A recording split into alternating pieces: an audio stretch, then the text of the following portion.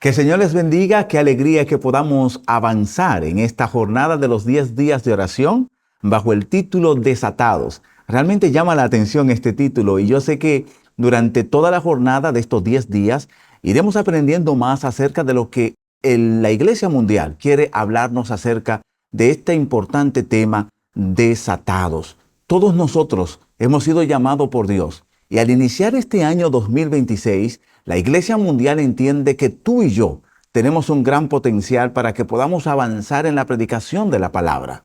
Y todo esto, según la palabra de Dios, inició cuando Jesús instituyó su iglesia, cuando Él, de una manera muy especial, dejó ese pueblo que habría de anunciar el mensaje de la palabra de Dios. Yo creo que al estudiar la palabra de Dios durante estos 10 días, tú y yo podemos encontrar y podemos encontrar un sentido a lo que el Señor quiere hacer en nuestras vidas. Por eso vamos a estar estudiando durante cada día de estos 10 días de oración en el libro de los Hechos, desde el capítulo 1 hasta el capítulo 4. Es interesante, porque quizás es un tema que podamos verlo en un solo día. Quizás tú puedas decir, bueno, pastor, pero esto yo lo puedo estudiar en un día, una sola ocasión, en una sentada puedo leer el libro de los Hechos. Sin embargo, la iglesia está invitando a que podamos analizar paso a paso en qué consistió ese empoderamiento que el Señor le dio a sus discípulos y que también nos da a nosotros para que de manera libre, en forma empoderado por el Espíritu Santo, podamos ir y anunciar las palabras de verdad. Yo quiero invitarles a que abran conmigo sus Biblias en este momento, en el libro de los Hechos capítulo 1, porque hemos de estudiar en este primer día de los 10 días de oración el tema titulado Conocer a Jesús como nuestro Salvador vivo. Y cuando leemos Hechos capítulo 1, versículo 1 al 3, es interesante porque la palabra de Dios en el libro de los Hechos nos da a entender cómo iniciaron las cosas, cómo el Señor deja instituida la iglesia y cómo en ese ánimo, en ese entusiasmo de un Cristo resucitado, nace un movimiento que hoy, en el año 2026, nos cubre para bendición. Hechos capítulo 1, los versículos 1 en adelante, allí el apóstol nos muestra de qué manera la iglesia primitiva, de qué manera los discípulos, de qué manera Jesús desata aquellos corazones, los hace libre, le da autoridad y potestad.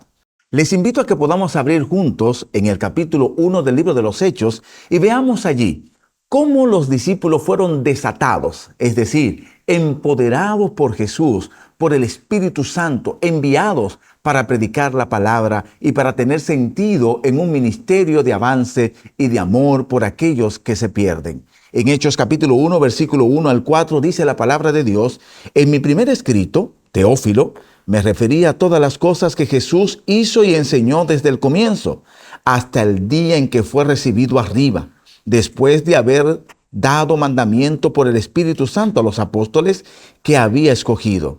A ellos también, después de haber padecido, se presentó vivo con muchas pruebas indubitables, apareciendo delante y durante 40 días y hablándoles acerca del reino de Dios. Y estando juntos les ordenó: no salgáis de Jerusalén, sino esperad la promesa del Padre, la cual oísteis de mí. Porque Juan ciertamente bautizó con agua, pero vosotros seréis bautizados con el Espíritu Santo dentro de muchos días. Te invito a orar, que en este momento, al abrir la palabra de Dios, podamos juntos encontrar el sentido que Dios tiene para ti y para mí, lo mismo que fue para los discípulos. Hoy, en el primer día de nuestros 10 días de oración, espero que el Señor pueda inspirarte en ver a un Dios vivo que ha enviado y llamado a su iglesia a predicar el mensaje. Oremos juntos. Padre, gracias te damos. Gracias por tu santa palabra. Gracias por permitirnos acercarnos una vez más uno a otros a través de Radio Amanecer, a través de las frecuencias del emisor, en los diferentes puntos en los cuales estamos transmitiendo. Queremos pedir, Señor, que a través de tu palabra tú nos hable al corazón. Tú has llamado tu iglesia y nos has desatado, porque ya no somos esclavos, porque nos ha dado talento, porque nos ha enviado con autoridad y potestad para predicar la palabra. Por eso en este momento, al estudiar tu palabra, queremos pedir que tu bendición sea con cada uno de nosotros y con aquellos que escuchan en sus hogares y donde quiera estén. Gracias, mi Señor. En el nombre de Jesús. Amén. Amén. Cuando estudiamos la palabra de Dios en el libro de los Hechos, cuando vemos cómo Lucas inicia el prólogo de todo Hechos, nos damos cuenta que él está consciente de que la primera iglesia no iniciaría simplemente con las fuerzas o el entusiasmo de discípulos que estaban ajenos a lo que estaba sucediendo. La palabra de Dios señala que en esos días Jesús se presentó a sus discípulos y al presentarse le dio órdenes. Dentro de las primeras órdenes estaba esperar la promesa del Espíritu Santo. Sin embargo, yo me pregunto, ¿cuál era el ambiente por el cual surgiría la nueva iglesia? ¿Cuál era el ambiente para el capítulo 1 del libro de los Hechos, en el cual está envuelto el surgimiento de un movimiento que sería de bendición para ti y para mí hoy? Al iniciar el año nuevo, nosotros nos preguntamos también, ¿cuál es el ambiente de tu nuevo año? ¿Cuál es el sentido? ¿Qué te impulsa? ¿Cuál es la motivación en la cual tú te envuelves hoy? Yo quisiera que veamos algo. Cuando vemos todo el ambiente de los evangelios, por ejemplo, o del libro de los Hechos en el Nuevo Testamento, nos damos cuenta que en esos versículos está envuelta una tristeza. Y esto no podemos esconderlo. Está envuelta una realidad.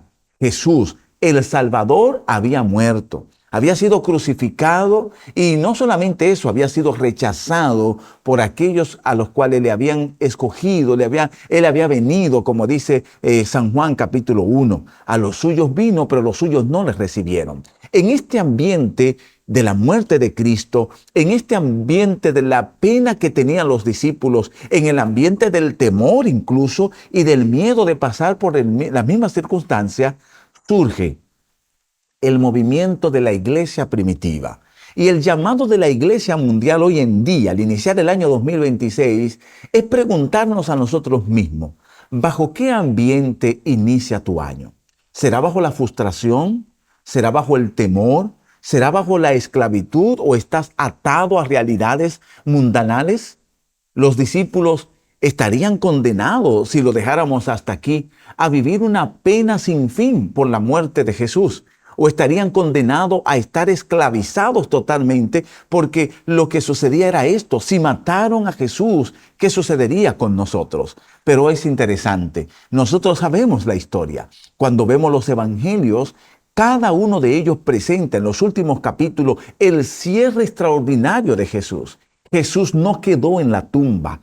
Jesús no fue muerto para quedar aprisionado en las tumbas frías de esta tierra. Más bien, Jesús se levantó, Jesús resucitó, y el espíritu que envuelve la iglesia primitiva, los discípulos, es un espíritu de un Dios que vive, de un Cristo que resucitó. Por eso el tema de hoy, conocer a Jesús como nuestro Salvador vivo, es importante para iniciar un nuevo año, para avanzar en el objetivo de alcanzar a otros para salvación, para encontrar sentido en lo que somos y en lo que hacemos. Por ejemplo, cuando leemos en el libro de Mateo, capítulo 28, versículos 9 al 20, la palabra de Dios informa acerca de que ese Cristo que fue crucificado también resucitó. He aquí Jesús le salió al encuentro diciendo, salve. Y ellas, acercándose, abrazaron sus pies y le adoraron. Entonces Jesús le dijo, no temáis, id y dad las nuevas a mis hermanos, para que vayan a Galilea y allí yo le veré. Fíjese cómo Jesús, en una intención extraordinaria, se presenta a sus discípulos. Pero ¿cómo se presenta Jesús después de la resurrección? Jesús se presenta vivo, siendo una persona de carne y hueso. Por esto Tomás dudaba. Y Tomás dijo, yo tengo que tocar las heridas de Jesús. Y Jesús le dijo, ven y toca. Y Tomás tocó en sus manos y en su costado. Y él pudo comprobar que el Cristo que había muerto ahora había resucitado. Cuando uno lee, por ejemplo, en el libro de Mateo, el informe de la guardia que allí estaba, nos llama la atención. ¿Y saben por qué esto es importante? Porque si estamos hablando de que la iglesia primitiva inicia con poder y autoridad, es porque el Señor quitó de ellos el miedo, quitó de ellos la tristeza, Su tristeza era que Jesús había muerto, pero Jesús resucitó. Su miedo era que ellos podían entrar en la cárcel o ser muertos como Jesús lo fue.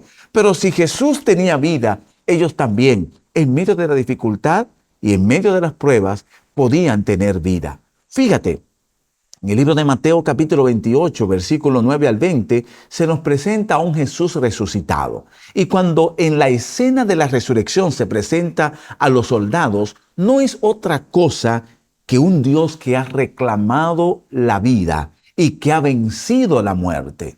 La tumba de Cristo fue sellada por los romanos. La tumba de Cristo, según presenta el deseado de todas las gentes, era custodiada por el enemigo. Él era quien andaba alrededor de ella, tratando de decir, he vencido a Jesús y con su vencimiento he vencido al mundo. Sin embargo, la guardia que estaba allí, según presenta Mateo capítulo 28, versículo 11 al 15, dice, mientras ellas iban, he aquí uno de las guardias fueron a la ciudad y dieron aviso a los principales sacerdotes de todas las cosas que habían acontecido.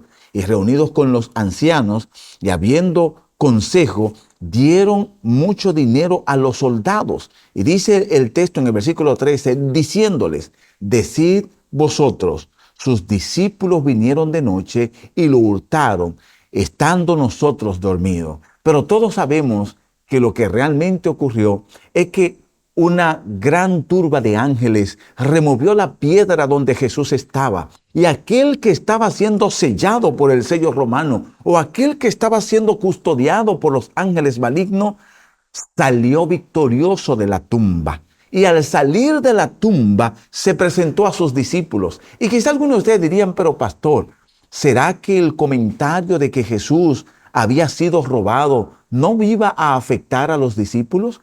¿No podía esto afectar la fe de aquellos hombres? Ciertamente. Muchas personas fueron engañados por el hecho de que Jesús resucitó, pero de pronto ellos dijeron y esparcieron la mentira de que había sido robado su cuerpo. Sin embargo, la resurrección de Cristo es uno de esos milagros en los cuales Él pretendía impresionar no solamente a las multitudes, sino a las personas claves, aquellos que saldrían a proclamar el mensaje de salvación. Él tenía que impresionar a aquellos que necesariamente tenían que ser impresionados. Por eso, en cada uno de los evangelios, Jesús se presenta a sus discípulos, se presenta a las mujeres, se presenta a personas clave que necesitaban saber acerca de la resurrección de Cristo. Una multitud recibió a Cristo, una multitud le vio después que Él fue resucitado y cuando fue levantado al cielo, que es un tema que veremos más adelante. Pero es importante saber que Él se presentó en el reino de los cielos, en esa primicia, en esa oportunidad de presentarse como victorioso. ¿Quiénes tenían que saber acerca de la resurrección? ¿Quiénes eran los testigos de la resurrección?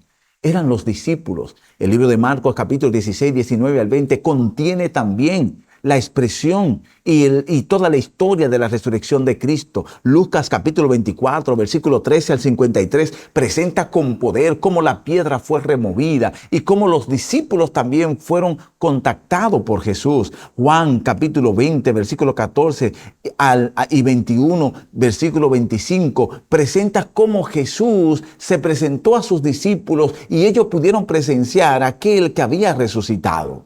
Con todo esto te digo, la resurrección de Cristo desató a los discípulos, quitó el miedo. La resurrección de Cristo le dio un sentido a los discípulos de pertenencia. No había miedo a la muerte, ni había temor, ni tendrían que estar escondidas. Allí, en la resurrección de Cristo, los discípulos saldrían a anunciar y a proclamar acerca de un Cristo vivo. En el libro Hechos de los Apóstoles, en la página 22, en el párrafo 1 y en el párrafo 2, hay una reflexión muy importante que tú y yo tenemos que aprender. Dice allí, por 40 días Cristo permaneció en la tierra, preparando a los discípulos para la obra que tenían por delante y explicándoles lo que hasta entonces había sido incapaces de comprender. Ciertamente, según lo que dice Hechos de los Apóstoles, Los discípulos recibieron la impresión directa de Jesús. Jesús caminó con ellos después de la resurrección. 40 días. No estamos hablando de un día, no estamos hablando de una hora, no estamos hablando de 24 horas. Estamos hablando de 40 días. Allí Jesús hizo de ellos testigos de las cosas a las cuales ellos mismos habían visto. Y esto es importante porque hoy en día, cuando el temor envuelve a las grandes masas, cuando la gente se coloca en la posición de no creer o de no testificar, tú y yo estamos siendo llamados a que podamos proclamar, a que podamos ir con toda autoridad, porque no servimos a un Cristo muerto, sino a un Cristo vivo. Es importante, yo quisiera en los últimos minutos que me quedan, cómo esto impresionó los corazones de los discípulos. Solamente tenemos que ver Apocalipsis capítulo 1. Cuando uno va al libro de Apocalipsis, y todos nosotros sabemos que el libro de Apocalipsis, según la descripción del libro, según los puntos en los cuales se presenta la forma de que se escribe el libro, sabemos que este libro fue escrito por Juan, el discípulo amado, quien también es testigo de la resurrección, según dice San Juan capítulo 20, versículo 14 y 21, 25. Pero Juan vivió con esperanza. Juan vivió con poder y autoridad. La Biblia dice que Juan fue uno de esos discípulos que no solamente vivió la experiencia de ver a Jesús resucitado en los 40 días, sino que también él fue visitado por Jesús en su vejez y pudo confirmar y escribir en el libro de Apocalipsis que quien estaba en el trono de gloria es Cristo, el que vivió, el que vive, el que resucitó, el que estuvo muerto, pero que ahora es el dador de la vida. Por eso en Apocalipsis capítulo 1, en los versículos 4 en adelante, Juan ve a Jesús paseándose entre los candelabros de oro. Aquella imagen de Juan nos presenta un Cristo vivo que va y que guarda su iglesia y que camina en las etapas de la iglesia. El que no ha dejado solo a su iglesia, el que vive y reina por los siglos de los siglos. En Apocalipsis capítulo 1, versículo 8 dice, yo soy el alfa y el omega, el primero y el último, dice el Señor, el que es y el que era, el que ha de venir, el Todopoderoso. Cuando vemos la manera en que los discípulos presentan a Jesús, y en el caso de Juan, cuando vemos la forma en que él presenta a Cristo, cómo él lo señala, cómo él lo enseña, nos damos cuenta que la resurrección de Cristo marcó un antes y un después, no solamente para los discípulos, sino también para ti y para mí. Jesús salió libre de la tumba. Y al salir libre de la tumba, desató a sus discípulos, les dio toda autoridad, y es la autoridad que tú y yo tenemos. En la resurrección de Cristo, Cristo también estaba diciendo, yo soy el dueño, el jefe, la autoridad ante la muerte. Quizás ese es el temor. Quizás ese es el miedo. Cuando pasa un año e inicia un año, uno piensa, cada día que pasa, más viejo me pongo, ¿verdad? Pero no. En Cristo, cada año que pasa y cada año que inicia es una oportunidad de poder servir al Señor. Es una oportunidad de poder darle gracia, de poder darle honra y gloria. Es una oportunidad de decir, somos libres porque a nosotros nos espera una eternidad. Jesús venció la muerte. Jesús se presenta en Apocalipsis capítulo 1 como el que estuvo muerto, pero que ahora vive por los siglos de los siglos. El que vive y estuvo muerto, dice el versículo 18, pero vivo por los siglos de los siglos. Amén. Y tengo las llaves de la muerte y del Hades, dice el Señor. La resurrección de Cristo fue la victoria de todo cristiano. Allí fue desatado el hombre, la mujer, que quiere hacer la voluntad de Dios. Yo quiero llamar tu atención en esta hora.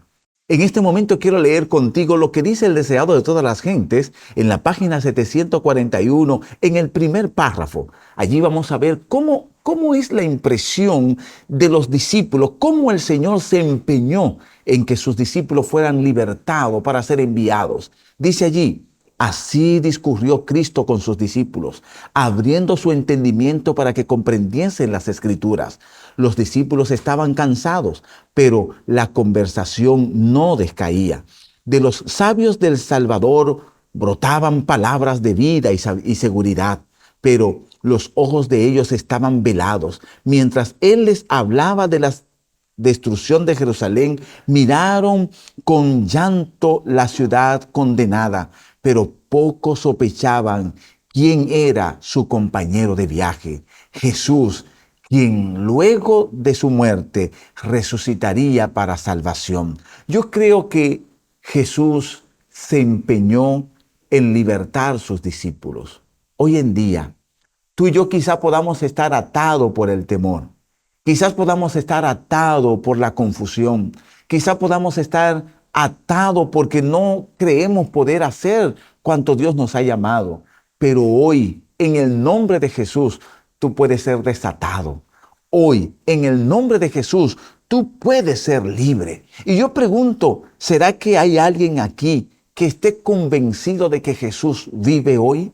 La convicción de que Jesús vive hoy puede ser el combustible y el motor que te impulse en iniciar un nuevo año con una convicción de que necesitamos anunciar y proclamar a un Cristo vivo que reina por los siglos de los siglos. Yo quiero que oremos juntos y que en la jornada de oración de este día, nuestro primer día de oración, tú puedas pedir al Señor que te haga un ser libre, que te permita vivir en el 2026 bajo la convicción de que tú sirves a un Dios vivo y de poder, que tú puedas caminar los días de este año predicando, anunciando el Evangelio y diciéndole al mundo que el Cristo vivo quiere vivir en su corazón. Oremos juntos. Padre, gracias. Gracias por tu palabra. Gracias por darnos la oportunidad de tener contacto en este primer día donde el mundo entero está orando. Señor, gracias, porque tu deseo es que seamos libertados. Tu deseo es que seamos desatados. Y hoy, al estudiar tu palabra, sentimos que conocer a un Cristo vivo, que conocer a un Jesús que venció la muerte, que conocer a un Jesús que nos ha prometido su compañía y que camina con su iglesia, es un sentido de andar sin temor, de vivir libremente.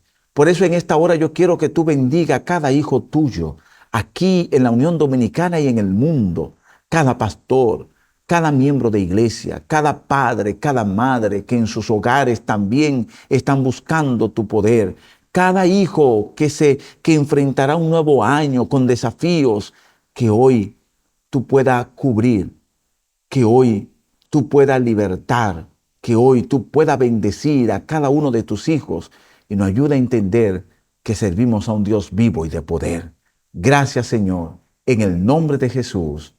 Amén. Amén.